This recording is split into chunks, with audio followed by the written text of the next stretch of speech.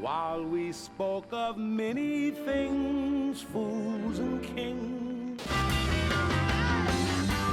Touch it 5 or 6 to go. Your charms are ripe for these arms to surround.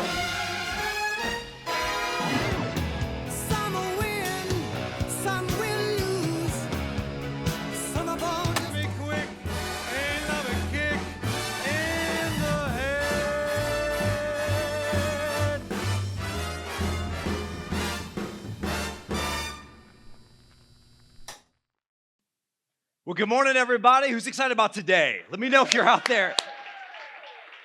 If you have Nature Boy, as sung by Nat King Cole, stuck in your head, you're whistling it on a Thursday, I'd like to believe I had a small part to play in that. Welcome to the fourth part of our series, Sounds Complicated, and this has been a great series, and it is not over, by the way. Next week, everybody say next week? Next week, my wife is going to be bringing a message called The Path. Yeah! Some of you guys like it when Kaya preaches. The path toward a life-giving home. Kaya and I have learned some lessons over the years, and what we hear from a lot of you guys is, man, we just don't have a godly example that we can look at, help us out with that. So Kaya's going to be bringing the word next week. And then this just in, the week after that, December 7th, I can't wait to welcome our good friend, Pastor Gabe George. Oh, I love that guy. It's great having him in because I'll tell you, he'll have you like rolling, laughing, and then all of a sudden it's like has so much gravity to the message. He's a real man of God. It's definitely a +1 weekend, the next 2 Sundays. And today, everybody say today. Today we're going to be talking about supernatural essentials, the devil, hell, demons, and everyone else in government. I'm sorry, deliverance and everyone else.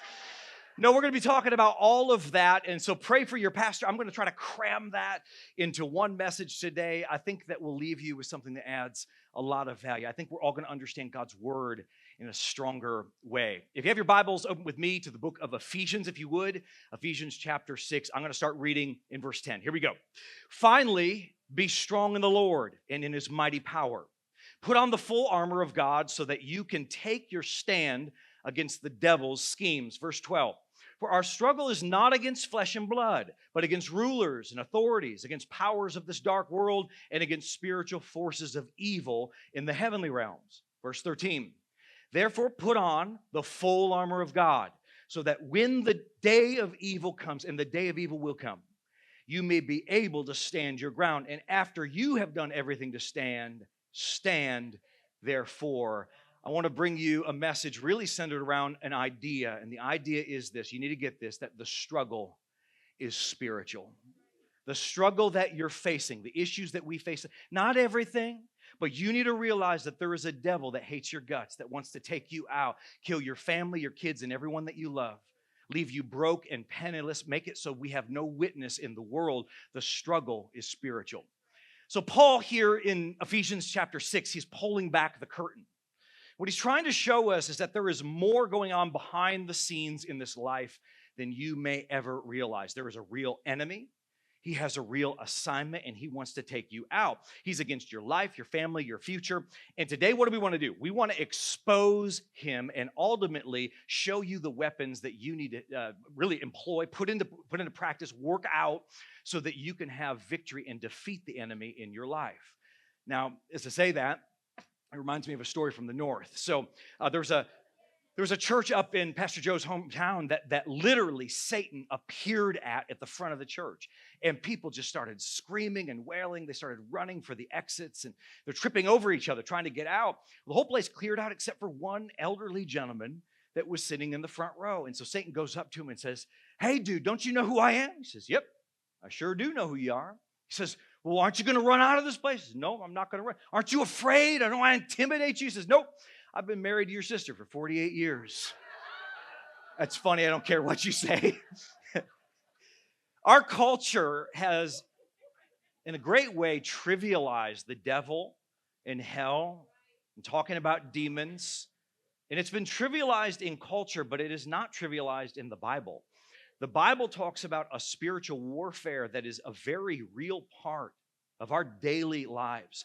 And this is a biblical concept that really deserves and requires a biblical response. You know, this became very real for Kai and I Way back in 2013, we moved to Grand Rapids to plant New Chapel. And we moved to Michigan in Eastern before there was Seven Monks and all the bougie restaurants and coffee culture. We lived on the wrong side of town before we knew it. And I remember we were trying to plant this church. And so we live in our house, but we also worked at our house. And, working with family can be a blessing. It wasn't when we were planning the church. It was hard. And, everybody's kind of used to having their own space and their own offices. And so kind of going through this, and if you've been married for more than 5 minutes, you know what it's like. Every normal marriage has friction. In fact, watch out for the people that say, we never fight. Yikes, run. This is going to be bad, right? So everybody has some friction, but what Kai and I were facing when we were planning the church wasn't normal. You married people know what I'm talking about, where it's like, why are we fighting about this? Fighting about stupid stuff. How you say the word picture, like, why are we fighting about that? You're just angry, irritable. And so we were having, Kai and I don't fight, we're Christians, so we have intense fellowship. Okay, you too? You've had that. It's a dish best served cold. And so we were taking a drive just to get out of the house, felt so cooped up in it, and we actually drove so long, we ended up over on 31. We were in Grand Haven, and I saw the church that Kai and I got married in. And I pulled off into that parking lot. I said, Kai, this is so spiritual. This is so dumb. The enemy wants to tear us apart while we're planting a church. And what we said at that church was that we would bring more glory to God together than we ever would apart. And the enemy is trying to affect that. We suddenly, our eyes were open that this is not just normal, this is spiritual. There's spiritual attack. The Bible puts it this way in Ephesians 6. For our struggle is not against flesh and blood. It feels like that though, yeah? Well, let me be very clear. The struggle is not against your landlord. The struggle is not against your boss. The struggle is not against your spouse or kids. The struggle is not against your ex. The struggle is against a very real enemy that's behind all of that. And this war that we're facing is far more spiritual than you might think. And the church will always be a defeated group if we try to approach all of our problems and fight a war just in the natural. And it's a war that God has called us to fight in the spiritual. God has victory for you, but it's a decision that you have to make. Yeah, amen, somebody. Why not? Ephesians 6. For our struggle is not against flesh and blood, but against rulers, authorities, powers of this what? Dark world. Spiritual forces of evil. There is a dark world, an enemy that's behind this that's trying to eat your lunch. We have to identify who our enemy is. 2 Corinthians 10. For though we live in the world, we do not wage war as the world does. So how does the world wage war? Well, still to this day, it's with weapons, real weapons. I mean, we have guns and missiles and all of that on the national level and certainly on the local level. I mean, people wage little wars. But I think one of the biggest ways that even Christians wage their little wars is on their phone. You blow people up, do a character assassination. You want to give your little social blast or cancel people. You want to scheme, or you're going to send out little text, and your little text is a bomb. It's going to blow up Thanksgiving if you're not careful, right? Like these little wars that we fight, I think that we think of ourselves as so civilized, but really they reap a lot of damage and destruction in people's lives. And so that's some people in the sound of my voice right now, parents and married people and even young people. You're battling addiction or you're crushed by anxiety. You are fighting a fight in the flesh. Do you think that you're going to have the victory if you just fight this spiritual battle just in the flesh? It won't work. And so no wonder your kids are far from God. No wonder that your marriage is wilting. No wonder that your career is not thriving. You're engaging a spiritual battle in a worldly way. God has something more for you, but you have to be aware of it. And hear me, you will never win in the natural if you do not first fight in the spiritual. You are Christian. You know too much about God to let this go on the back burner. 2 Corinthians 10, though we live in the world, we do not wage war as the world does. The weapons we fight with are not the weapons of this world. On the contrary, they have divine power to demolish strongholds. And that tells me, number one, write it down. Spiritual attack should be expected. It should be expected. If you're doing anything meaningful for God, expect the enemy to push back. How many of y'all remember that season where you first got turned on to God? You got excited about him. You got saved, and you got water baptized, and you started to give, and you started to serve on the Go team. Everything just like lit up in your life. And then all of a sudden, all hell broke loose. It's like, where did all this attack come from? You start tithing, and all of a sudden there's some friction at work. or you begin to serve and there's some drama at home. Church becomes a priority and all of a sudden fights break out, or you say, I'm done with addiction. All of a sudden temptation rears its head. It's like people start offering to buy your old addiction for you. Like, hey, let me buy this for you. It's like, where were you 6 months ago when I was still addicted? That would have been awesome. You were so cheap back then, but now that I'm trying to fight all this junk, you're trying to give me freezies. You know what I'm talking about, everybody? Oh, don't act so holy out there. You know what I'm saying? And so why am I dealing with this? Because before, to the enemy, you were expendable. When you start to get on the front lines and do something great for God, all of a sudden the enemy hates your gut. You're on his radar. He wants to take you out. Frontline soldiers get shot at. Well, Pastor Joe, I don't know about it. I'm not getting any attack in my life. I'm hearing about you getting attacked. I don't face any attack. Well, that's because you're not doing anything for God. Barely show up, barely serve, barely give a dime, sitting back, letting everybody. Well, I don't know why anybody's doing that. It's because we're on the front lines fighting a battle. Wonder where you are. Pastor, why do you got to be so direct like that? I do it for a reason. Here's why I do it, 2 Corinthians 2. I do it with Christ's authority. Why? For your benefit. You need to hear that. So that Satan will not outsmart us. For we are not unaware of his schemes, and he's a schemer. He makes you think that you're just blowing off church, doing your own thing. But who knows that God didn't have a word for you at church that Sunday that was going to unlock something in your life to change your destiny? No, the devil's a schemer, and we have to be Christians that say, I'm not unaware of his schemes. So we have to realize it's expected. We have to expect the attack. Stop lamenting the attack when it comes. Start being like, this is par for the course. I'm Christian. I'm going to expect this. Now, before Jesus went into his 3 years of ministry here on earth, he fasted for 40 days. And after those 40 days of fasting, he went out into the wilderness and he was tempted by the devil. You can read this in your Bible. When he was tempted, it was so hard. There was so much pressure on him. Jesus was tempted. It's not a temptation if you didn't think, maybe I could do this. He was tempted, truly. But you need to realize that great spiritual attack that he faced was there for a reason. Why? Write this down. It's so key.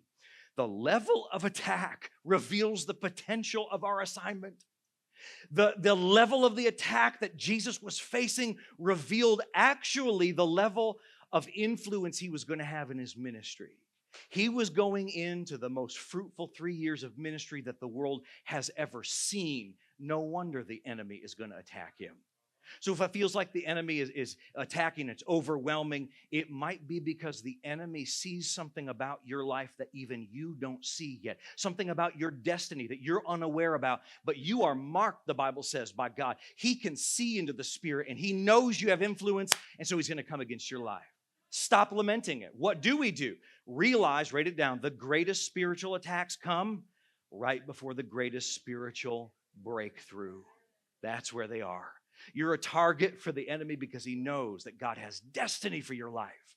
And so if it feels intense right now, get ready, get ready, get ready, get ready, because God has something good for you. Can I hear an amen on that one, New Chapel? Number 2, write this down. Number 2. So spiritual attack needs to be expected, but then number 2, it needs to be exposed. Spiritual attack must be exposed. You need to call it what it is. Call an ace an ace. And Jesus did this. So Jesus is walking with his disciples, and he begins to speak to them about how he's going to go to the cross. He's going to die for their sin. He's going to be resurrected. And Peter thinks this is totally sacrilege. He's like, no, not on my watch. I won't allow any of that, Jesus. I'll be there for you. And Jesus stops. He turns around, points right at Peter and says, get behind me, Satan.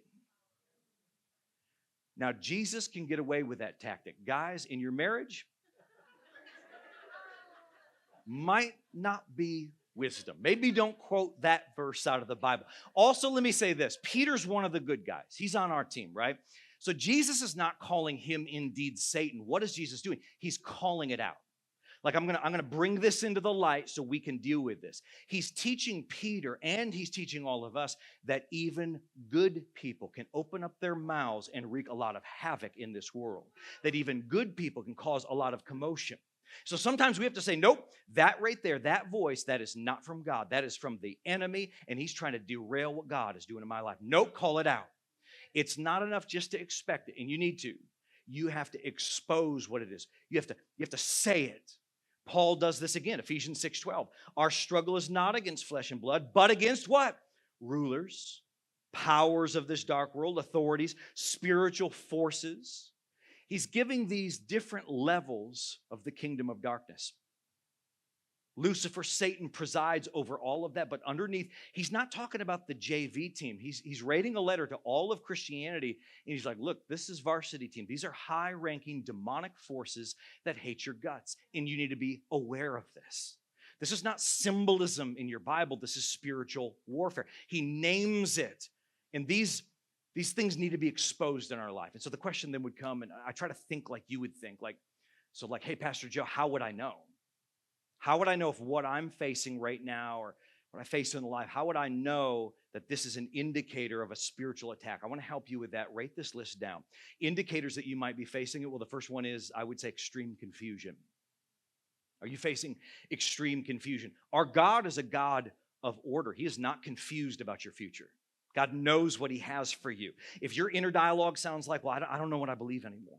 I don't know if that church is for me. I don't know if I ever should have married this person. That fog, that swirl, that ambiguity that's going on in your head, that second guessing of everything that you know that God said, that is not from him. Can I hear an amen, somebody?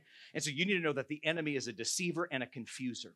Second thing I would say is this. Maybe you're experiencing a lack of peace. A lack of peace. God calls himself the Prince of Peace. If peace leaves and all of a sudden you're experiencing anxiety and you're experiencing dread and panic that all begins to flood into your life, that could be an indicator that you're under an attack from the enemy. How about this one? Irrational offense.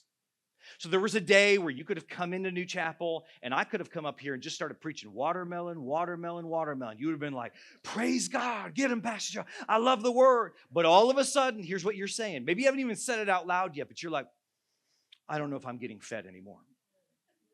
Well, we could toss the animal a little treat, I suppose, but think about what you're saying. You all of a sudden are getting offended at worship, getting offended at preaching, getting offended at godly people saying it. Well, why do they have to say amen that loud? Because they got the victory and they have the joy of the Lord. That's why they got to say amen, somebody. If you're getting upset about spiritual things and it is way disproportionate to what's actually happening, that's not God. How about this one? A resistance to obedience.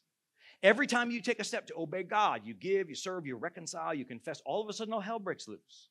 All of a sudden you deal with personal drama or distraction or setbacks or interruptions. That could be an attack from the enemy. How about this? A desire to quit. I'm done. I'm out. I quit. It's not worth the fight anymore. That is a lie straight from the pit of hell.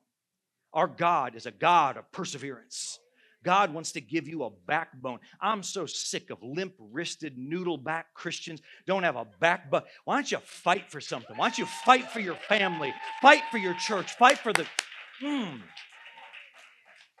Stop wanting to quit everything. He didn't bring you this far to drop you right now. The Bible says that you will reap a harvest if you do not lose heart. So don't give up on your marriage or your prodigal son or daughter. Don't give up on that business idea or that ministry call or what God has put, that dream in your heart. Don't give up on that. God has more. Don't be a quitter. If the voice is saying, walk in, throw away the towel, that is not the voice of your shepherd. That's the voice of a thief. Amen, somebody? Maybe you have a compulsion to withdraw socially from people. Now, listen. This compulsion could be pulling back from church or your group or godly friends. If you want to be alone more than you want to be encouraged, it could be an enemy trying to isolate you. How about this one? Intense temptation. Now, there is always temptation in a falling world. You need to know that. And not every temptation you face is the devil trying to get after you. You can tempt yourself all by your lonesome. But on the other end, there's seasons, you know what I mean, where the temptation gets turned up to 10. And you are facing it. The enemy studies us. He knows what you're drawn to. Some of you are drawn to things I might not be drawn to. I might be drawn to things you're not drawn to. You could trust me in a room with your life savings, every bit of gold and silver you have, your 401k, you could just lay it on a table. You could trust me with that explicitly. If you put your pecan pie that you intend for Thanksgiving there, I'm going to eat that pecan pie in Jesus' mighty name. God will forgive me. It's under grace. You know what I mean?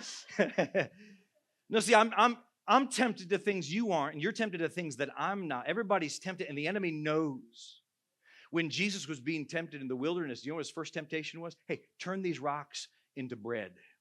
I was in that area of the wilderness in Judea and Samaria, and there's all these rocks laying around on top of desert sand, and they look like loaves of bread. They look like the bread they would eat. It's a real temptation. Why? It looks like it. But think about that. The devil knows how to tempt the Lord.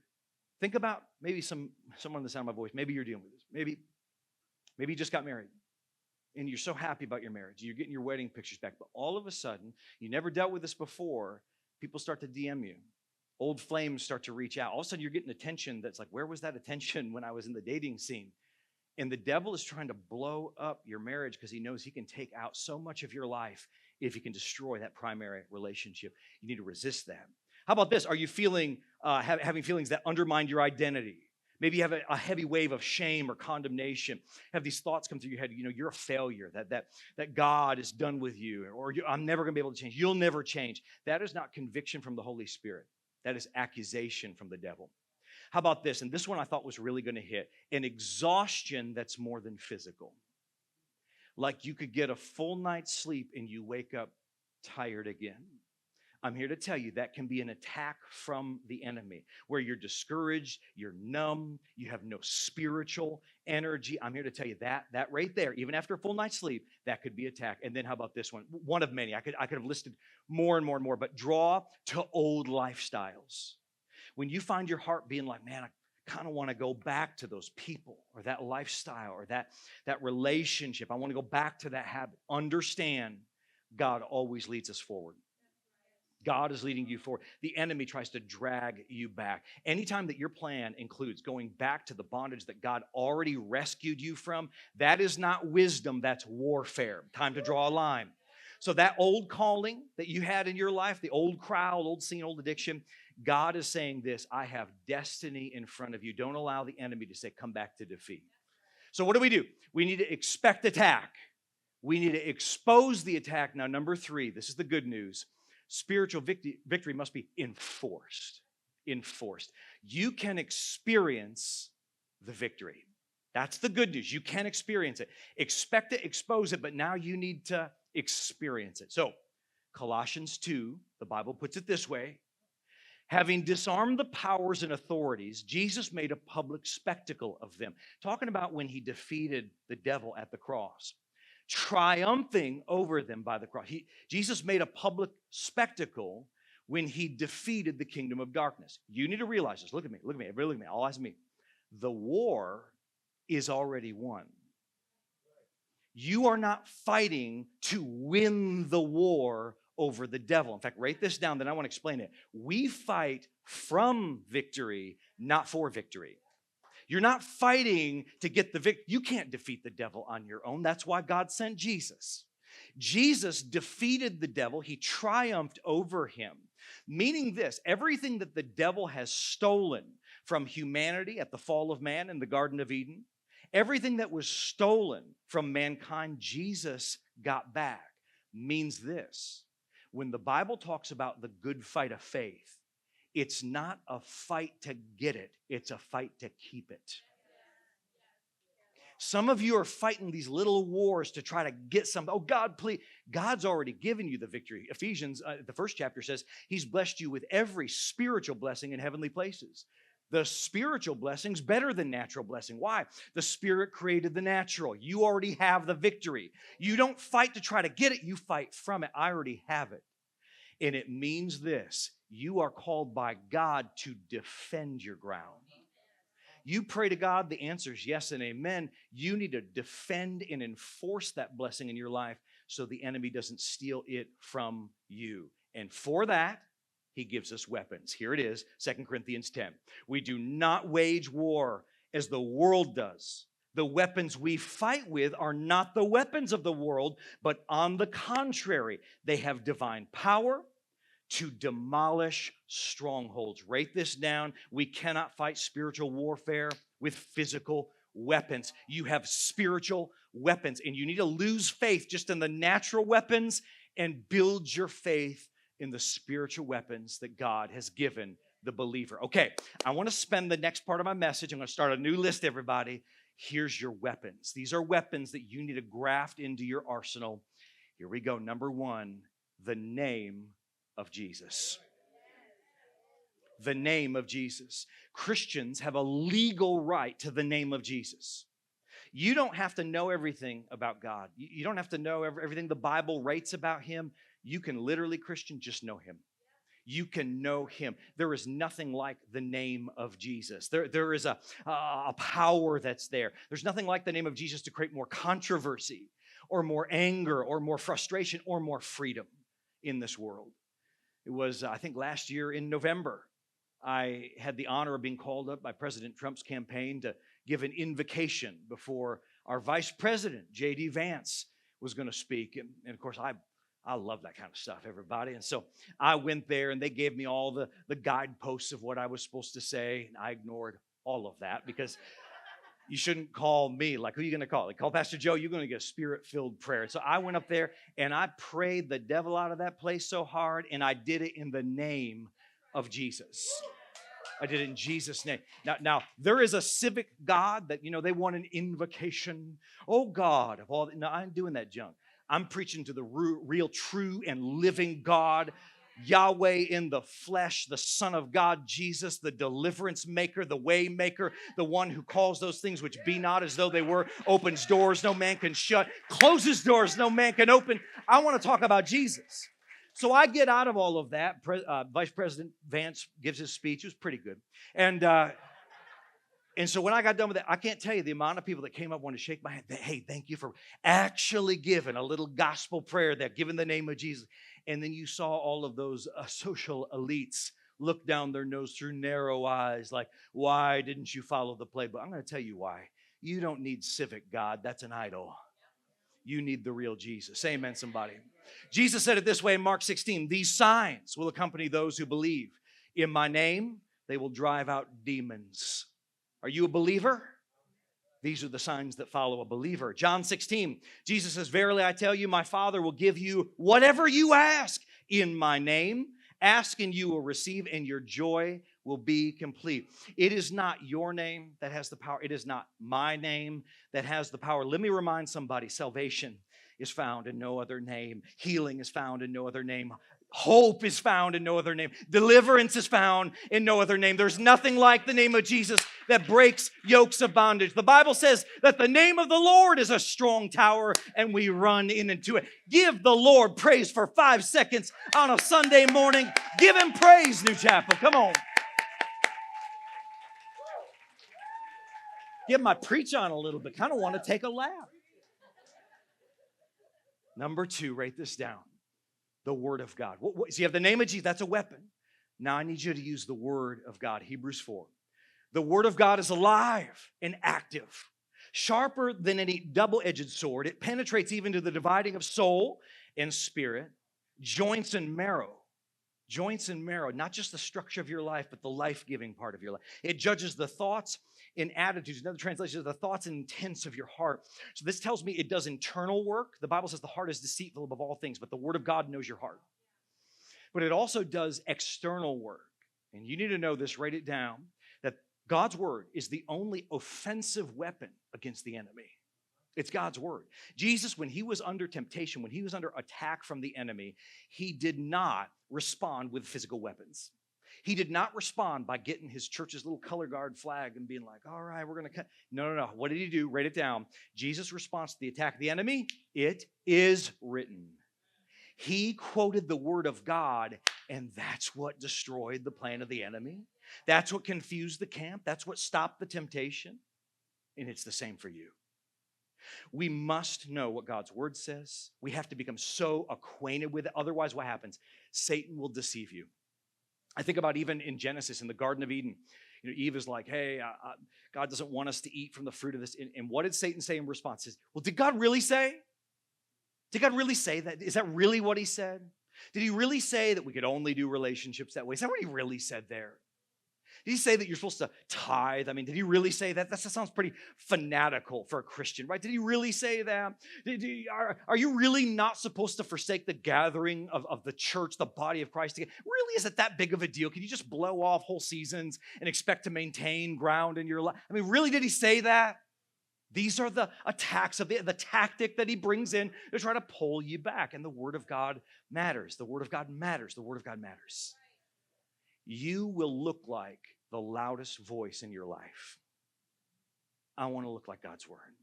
I don't want to look by every thought that I have, every temptation, every fear. I don't want to look like what everybody else says about me. I want to look like God's Word. You will look like, whatever voice is most consistent in your life, you will look like that. Say amen, somebody. 2 Corinthians 10.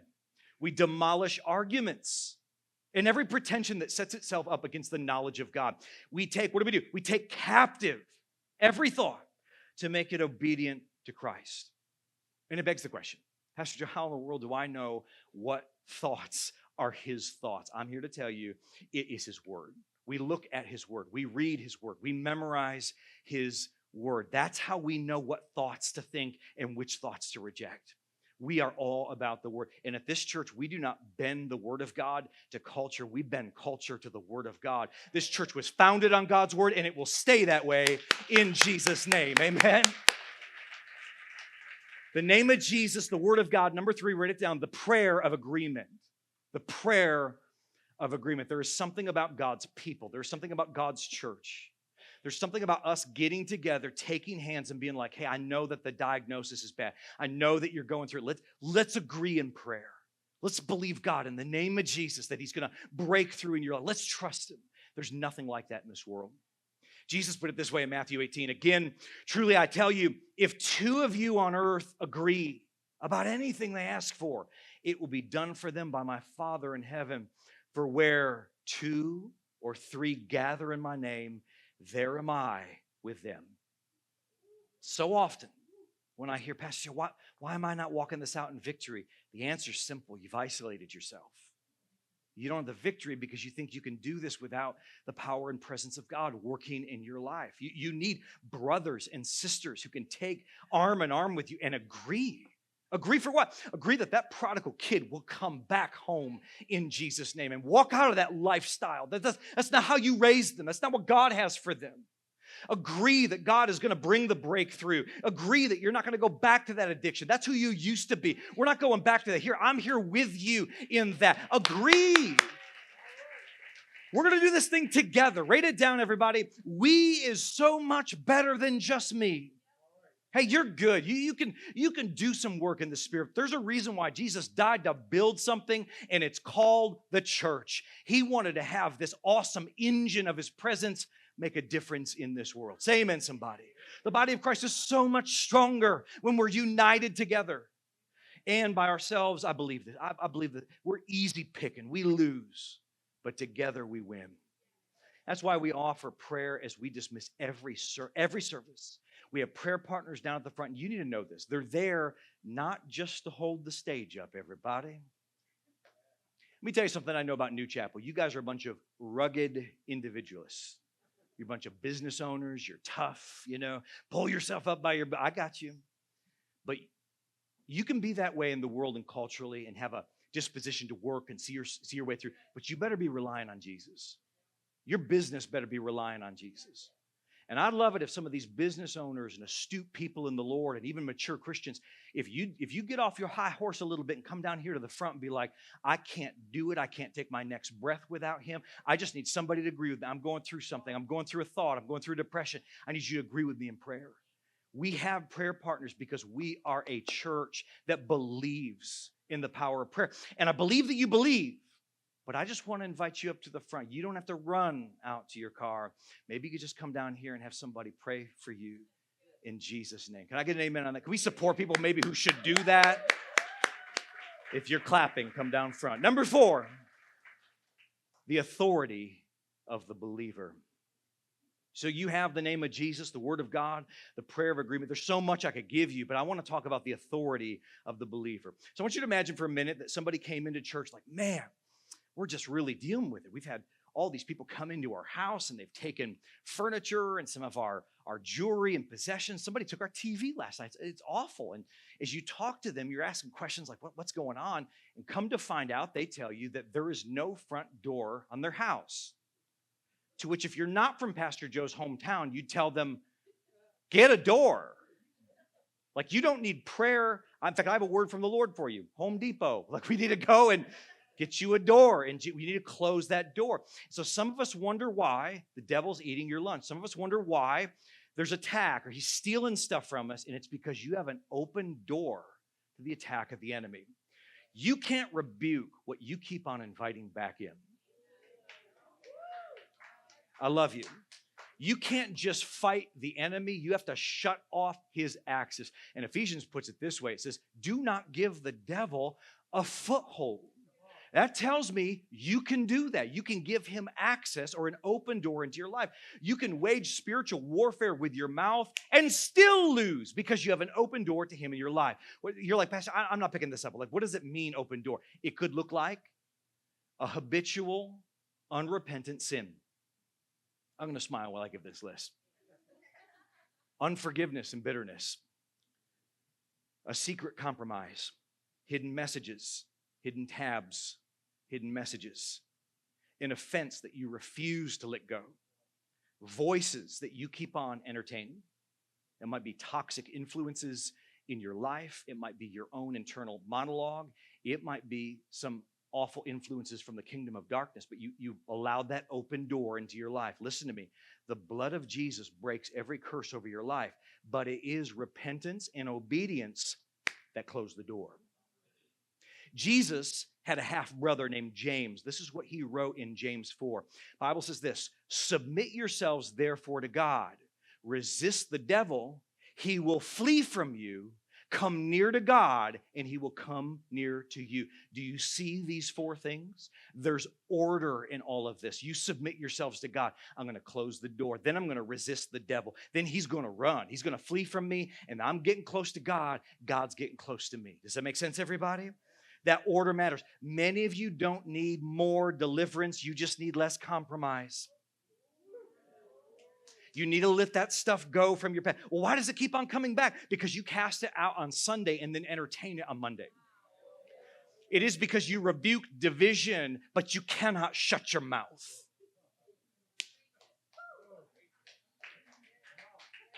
Say amen or oh me. Kaya, start the car when the sermon's over. It's not a mystery attack. It's an open door, and closing that door is spiritual warfare. What does it look like? Delete the number. Pour it down the drain in the secret chat. Unfollow the feed. Have the hard conversation. Deal with it. This does not get better by you ignoring it, and you know that. I'm telling you, listen, I'm not saying anything hard. This is stuff that you actually know in your heart of hearts. What are you saying with all this, Pastor Joe? Whatever door disobedience open, obedience can close. Write it down. Here's where this whole message is leading. It's time to close the door. It's time to close the door of the enemy. So I'm done with that junk. I'm done with all of that. I'm not having an open door to him and my family anymore. I'm not going to expose us to the attack of the enemy. And when we close the door, we begin to realize that the struggle is spiritual. When you close the door to the enemy, all of a sudden, footholds become closed gates. There's security and safety and a resolve in your heart. You're not afraid when things go bump in the night. Strongholds become demolished walls. You begin to break spiritual, generational curses in your family. The enemy loses his legal right in your life. And there is, listen to me. There is no devil in hell that can withstand a Christian who has that level of authority from on high, active in their walk with him. Father, in the name of Jesus, you are here. You are moving. You are speaking to your kids. God, I pray for people who would say that they're under spiritual attack. God, I come against the plan of the enemy in their life. In fact, to every person who is facing that they're like, yep, that's me. They went through that list and they can feel it. I right now, as an elder of Jesus Christ, I rebuke the devil right now off your life in Jesus' name. I rebuke that confusion and compromise and that weakness. God has not given you a spirit of fear, but a power, love, and sound mind. I rebuke the devil off from your children in Jesus' name. I rebuke the devil off your finances and off your business and off your commerce and off your boss in the name of Jesus. I rebuke the devourer coming after your inheritance and after your finances and after your 401. I rebuke that in Jesus' name. God, I thank you that anything that makes somebody feel like they can't do their job or can't take a step or they feel held back, there's nothing even there. It's a glass ceiling. I break that in the name of Jesus off from their life, and I call freedom to rush in. God, I pray right now that they'd be wise enough to replace it with the godly thing so that the old stuff doesn't rush back 7 times worse. God, I thank you for the victory. We maintain it. We are not fighting for it. We are fighting from it. And God, we claim the victory right now in Jesus' name. God, I pray for that person who hears all of this. It resonates with them, but they are far from you. God, maybe they had a relationship or they never did, but they want to be right with you today. Help me to find them in Jesus' name. Heads bowed, eyes closed. If you came in here and your life's not right with God, I want to pray for you. The only way to have a relationship with God is through His Son, Jesus. The Bible says whoever calls on the name of the Lord will be saved. And that saved is, yes, you're saved from hell. You won't go to hell when you die. You go to heaven. That's awesome. That would be enough. What's awesome about our God is He sent Jesus, and you don't just have salvation for when you die. You can have salvation today. The Bible calls it being born again. When you make Him Lord, in other words, if you give control back to the God who made you, all of a sudden you're born again, and in your heart you can have peace and joy and resolve like nothing you could experience in the world.